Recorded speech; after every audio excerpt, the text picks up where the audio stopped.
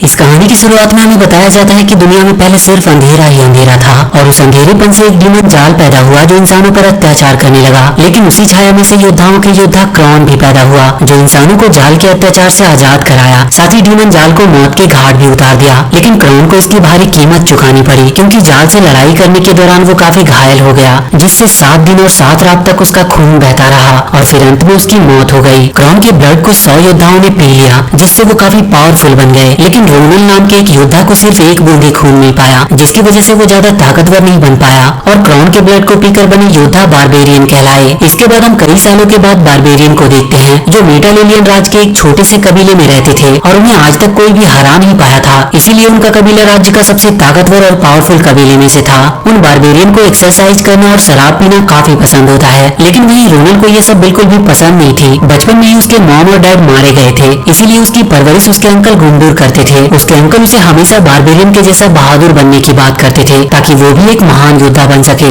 अगले दिन सभी बारबेरियन अपनी जीत की खुशी में जश्न मनाते हैं और उस जश्न में से सभी लोग रोनल का काफी मजाक उड़ाते हैं, जिससे रोनल काफी दुखी होता है और अपने अंकल के पास चला जाता है जो अपने कबीले की पहरेदारी कर रहे थे। जब वो रोनल को देखते हैं तो वो अपना काम उसे समझाकर वहाँ से चले जाते हैं और वो जाते हुए कहते हैं कि यदि तुम्हें कोई भी परेशानी दिखाई दे तो तुम तुरंत यहाँ पर रखा हुआ बिगुल बजा देना, जिससे बाकी के बारबेरियन सावधान हो जाएंगे। अंकल गुंडूर के जाने के थोड़ी देर बाद ही रोनल को वोल्का जार की सेना दिखाई देती है, जिसे देखकर वो काफी डर जाता और वो उस बिगुल को बजाकर बारबेरियन योद्धा को चेतावनी देना चाहता था। लेकिन वो इतना कमजोर होता है कि उससे वो बिगुल बजती ही नहीं और तब तक इधर वोल्का जार की सेना बारबेरियन पर हमला कर देती है। उसकी सेना सभी बारबेरियन को हराकर उन्हें बंदी बना लेती है। लेकिन जब वो रोनल को पकड़ने वाले होते हैं तो अंकल गुंडूर उन्हें बुरी तरीके से मारते हैं और काफी देर लड़ने के बाद अंकल गुंडूर भी जख्मी हो जाते हैं। वोल्का जार की सेना जब सभी बारबेरियन को पकड़कर ले जा रही होती है तो उन्हें रोनल काफी कमजोर दिखाई पड़ता है, जिससे उन्हें लगता है कि ये कोई बारबेरियन योद्धा नहीं हो सकता और वो उसे मारने की कोशिश करते हैं। लेकिन किसी तरह रोनल उनसे बच जाता है। जब सभी वोल्का जार सेना वहाँ से चली जाती है तो रोनल देखता है कि उसके अंकल काफी बुरी तरह से जख्मी हैं, इसलिए वो उनके पास जाता है, जिसे देखकर उसे अंकल अपने कबीले को बचाने का वचन लेते हैं और वो रोनल को जाकर ओरेकल से मिलने को कहते हैं। रोनल अपने अंकल के दिए वादे को निभाने के लिए वहाँ से निकल जाता है, जहाँ रास्ते में उसे एक अल्बर्ट नाम का म्यूजिशियन मिलता है जो रोनल के साथ ही ओरेकल से मिलने के लिए निकल पड़ता है।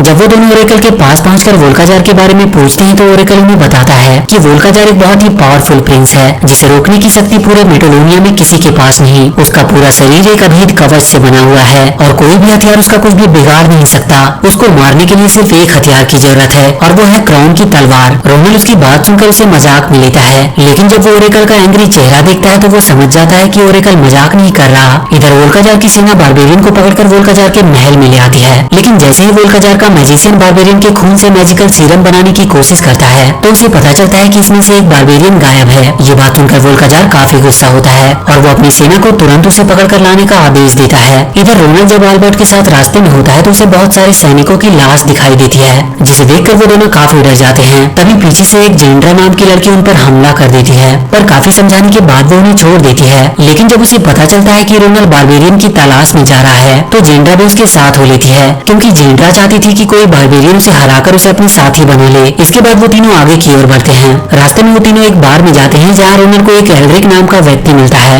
जो उन्हें वहाँ से आगे की ओर ले जाने वाला था। जिसके बाद रोनल सभी को लेकर वहाँ से जाने लगता है। तभी वो एक आदमी से टकरा जाता है, जिसकी वजह से वो आदमी रोनल को मारने लगता है। वो दोनों आपस में लड़े रहे होते हैं कि तभी वहाँ पर वोल्का जार की सेना रोनल को पकड़ने के लिए आ जाती है और उनका एक सोल्जर रोनल को पकड़ लेता है। ये देखकर जेंड्रा उस सोल्जर की गर्दन अपनी तलवार से उड़ा देती है और उन सोल्जर से फाइट करके रोनल को बचा लेती है। रोनल जब वहाँ से बचकर भाग जाता है तो एक सोल्जर वोल्का जार से कांटेक्ट करके उसे सारी बात बताता है कि एक लड़की रोनल को बचाकर वहाँ से ले गई। वोल्का जार ये बात सुनकर काफी गुस्सा होता है और अपने सोल्जर से रोनल के साथ उस लड़की को भी पकड़कर लाने का आदेश देता है। इधर रोनल अपने बाकी के तीनों साथियों को लेकर आगे की ओर बढ़ रहा था। तभी रास्ते में उन्हें एक लिजार्ड के जरिए एल्फ किंगडम के बारे में पता चलती है, जिसके बाद वो लोग वहाँ जाने का डिसाइड करते हैं। लेकिन जब वो अंदर जाते हैं तो वो वहाँ पर एक मुसीबत में फंस जाते हैं। दरअसल वो एक खतरों से भरी जगह थी, लेकिन वो लोग किसी तरह वहाँ से बचकर निकल आते हैं। बाहर आने के बाद जेंड्रा रोनल को बहुत डांटती है क्योंकि उसकी बेवकूफी से आज वो लोग मारे जाते। वो लोग जिस जगह पे रुके होते हैं वहाँ से बहनों का एक पवित्र मंदिर दिखाई देता है, जिसे देखकर एल्ड्रिक रोनल को बताता है कि उस मंदिर में एक पवित्र किताब है जिसमें सभी चीजों के बारे में बताया गया है और वहाँ से उसे क्रोन के स्वॉर्ड के बारे में भी पता चल सकती है।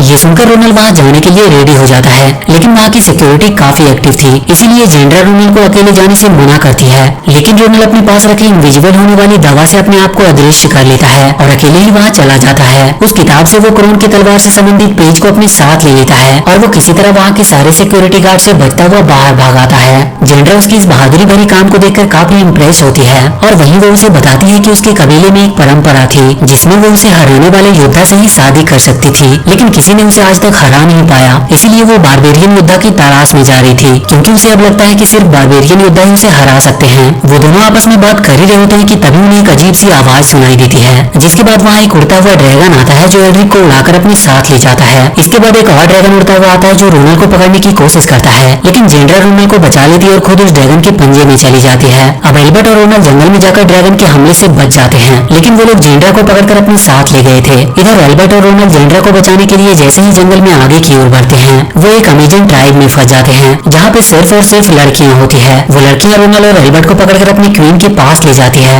अमेजन की क्वीन को जब ये पता चलता है कि वो दोनों मिल गई तो वो काफी खुश होती है और वो रोनल को अपने कमरे में ले जाने का आदेश देती है। इधर वोल्काजार की सेना जेंड्रा को लेकर वोल्काजार के पास पहुंच जाती है। जेंड्रा उसे देखकर काफी गुस्सा होती है और उससे लड़ने के लिए उसे ललकारती है, लेकिन काफी कोशिशों के बाद भी जेंड्रा वोल्काजार को हरा नहीं पाती और वो अपने कबीले के परंपरा के मुताबिक जेंड्रा वोल्काजार की गुलाम हो जाती है और वोल्काजार उसे जो भी हुक्म देता अब उसे मानना पड़ेगा। इधर अमेजन की क्वीन और बाकी लड़कियां एल्बर्ट और रोनल के साथ खूब मस्ती करती है। ये देखकर वो दोनों वहाँ से भागने का प्लान बनाते हैं और दोनों बारी बारी से वहाँ से भाग जाते हैं। इधर एल्बर्ट को भागते हुए रास्ते में एल्ड्रिक मिल जाता है। वहाँ से भागने के बाद रोनल क्रोन के स्वॉर्ड की तलाश में निकलता है और काफी ढूंढने के बाद आखिरकार उसे रोनल का वो स्वॉर्ड मिल जाता है। वो जैसे ही उसे लेकर वहाँ से जाने लगता है वहाँ पर जेंड्रा आ जाती है, जिसे देखकर रोनल काफी खुश होता है, लेकिन जब उसे पता चलता है कि जेंड्रा वोल्काजार की गुलाम बन चुकी है तो वो काफी दुखी होता है और वहीं जेंड्रा क्रोन की तलवार को लेकर वोल्काजार को दे देती है, जिसके बाद वो लोग रोनल को पकड़कर वोल्काजार के महल में ले आते हैं। जेंड्रा इस बात से काफी दुखी होती है क्योंकि वो रोनल की मदद करने की बजाय उसकी जान खतरे में डाल रही थी।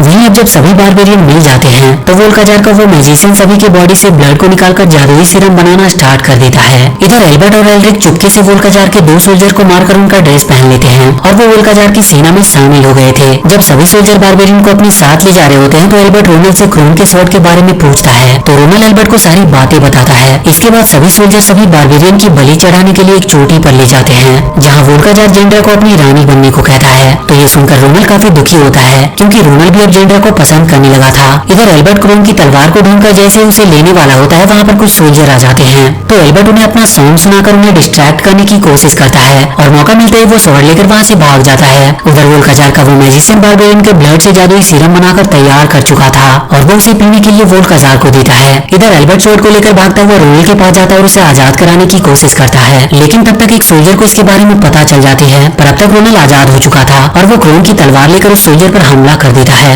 जिससे वो सोल्जर तो बच जाता है, लेकिन रोनल जिस खंबे से बंधा होता है वो खंबा कट जाता है, जिसकी वजह से सभी खंबे गिरने लगते हैं और सभी बारबेरियन आजाद हो जाते हैं। आजाद होते ही सभी बारबेरियन वोल्काजार की सेना पर हमला कर देते हैं। वहीं वोल्काजार जब जेंड्रा को लड़ते हुए नहीं देखता तो वो उसे बारबेरियन पर हमला करने का आदेश देता है, जिससे जेंड्रा ना चाहते हुए भी उन पर हमला करने के लिए जाती है और जैसे ही वो एक बारबेरियन को मारने वाली होती है रोनल उसे रोक लेता है। वो उसे काफी समझाता है कि उसे वोल्काजार की बातें मानने की जरूरत नहीं है। उसके काफी समझाने के बाद जेंड्रा समझ जाती है और उन पर हमला नहीं करती, लेकिन तभी पास की चट्टान गिरती है जिससे जेंड्रा अंदर दब जाती है। इधर वोल्काजार का मैजिशियन वोल्काजार को जादुई सीरम बनाकर दे देता है। ये देखकर रोनल उसे वो सीरम पीने से रोकने की कोशिश करता है, लेकिन उसका मैजिशियन उसे ऐसा करने से रोक देता है और वो जादुई सीरम पीते ही वोल्काजार एक मॉन्स्टर डीमन में बदल गया था जो काफी पावरफुल और काफी स्ट्रॉन्ग था। इसी दौरान एल्बर्ट की नजर वोल्काजार के माथे पर जाती है जहाँ से वोल्काजार को मारा जा सकता था। ये देखकर वो तुरंत रोनल को इसके बारे में बताता है। रोनल उसकी बात सुनते ही अपने आसपास की चीजों को देखने लगता है, जिसके बाद उसे एक आइडिया आता है और वो एक ड्रैगन को लेकर हवा में उड़ते हुए वोल्काजार के फोरहेड पर जाने की कोशिश करता है, लेकिन जब वोल्काजार का मैजिशियन उसे वहां जाने से रोकने लगता है तो एल्बर्ट पीछे से जाकर उस मैजिशियन को मार गिराता है, जिसके बाद रोनल वोल्काजार के फोरहेड पर लैंड कर जाता है, लेकिन उसी दौरान उसका तलवार उसके हाथों से छूटकर नीचे गिर जाती है और उस गिरते हुए तलवार को आकर जेंड्रा पकड़ती है। ये देखकर वोल्काजार रोनल को अपने हाथों में पकड़कर जेंड्रा को उसे मारने का आदेश देता है, लेकिन जेंड्रा उसकी बात न मानकर उसे ही उस तलवार से घायल कर देती है। इस बात से वोल्काजार काफी गुस्सा होता है और वो जेंड्रा को अपने हाथों में पकड़कर ऊपर उठा लेता है। इस बात का मौका पाकर रोनल भी उसके ऊपर चढ़ जाता है। रोनल की बहादुरी को देखकर सभी बारबेरियन में भी हिम्मत आ जाती है और वो वोल्काजार पर हमला करने लगते हैं और वही मौका पाकर रोनल क्रोन की तलवार लेकर वोल्काजार के फोरहेड पर चढ़ गया था